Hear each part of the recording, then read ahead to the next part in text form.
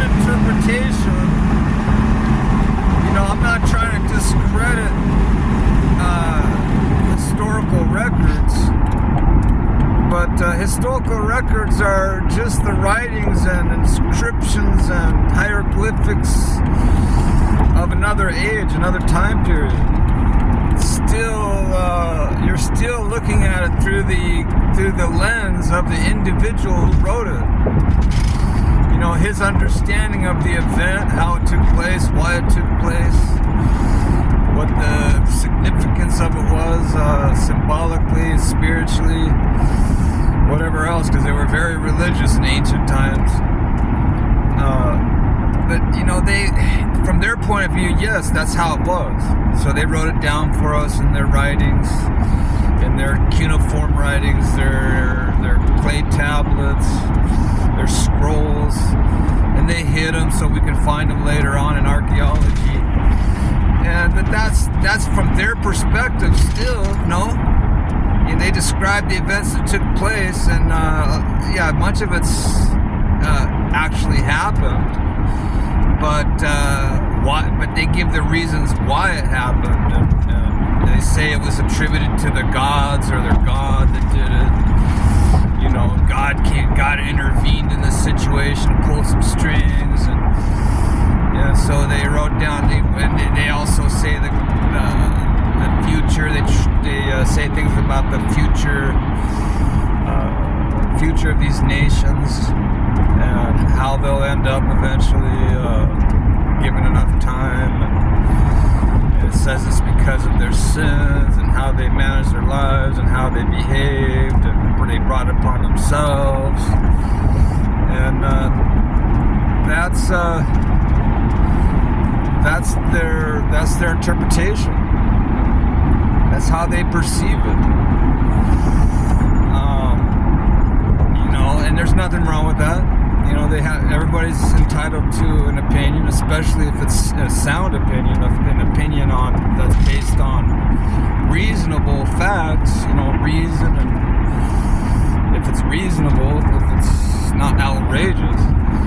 I think some of the things that are seemingly outrageous, like these Anunnaki gods and these giants, and we do have proof in the geological record of giantism. We have found skulls and skeletons of individuals that were huge, 14, 15, 16 feet tall. That's like more than almost 3 times bigger than the average man. We do have proof of that, but as far as this Anunnaki aliens, we just have things that are written down for us, saying that they came from the skies, and they came in these flying Viamontes or these little UFO spaceships. I don't know, have we found one? I've seen some pictures, I've seen some videos, I've seen some photographs of these supposed archaeological finds, but they almost look like they're fake. They look like they're digitized, they don't look real. So unless some major network reveals it, like ABC or some of the other ones, it's hard to make that determination if it's factual or fake.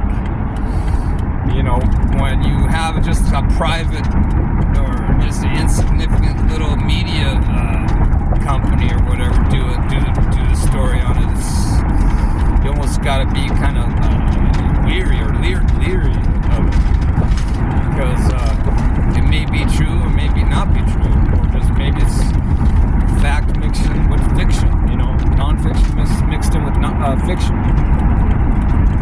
And so I'm kind of still open on a lot of these interpretations. I'm open to them as being possibly factual, but I'm not totally sold on it either, you know what I mean?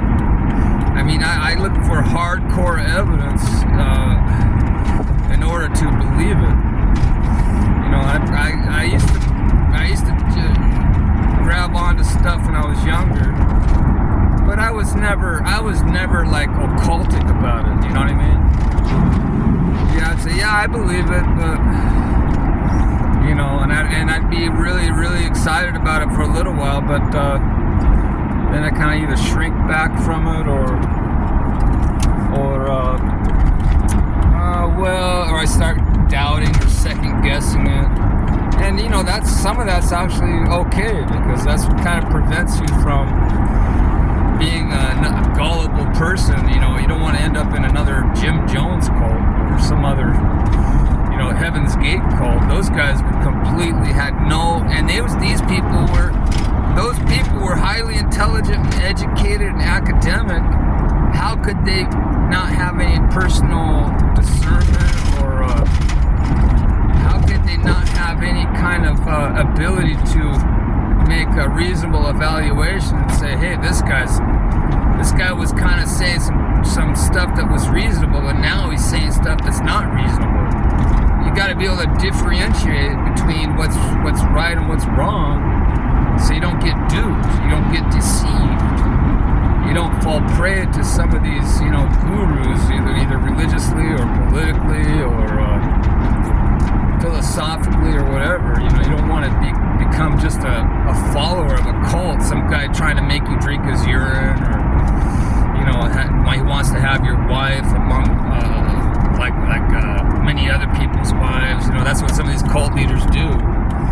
You got that dude from Waco, Texas, who was sleeping with all these husbands' wives, and then he had the audacity to say that he was God.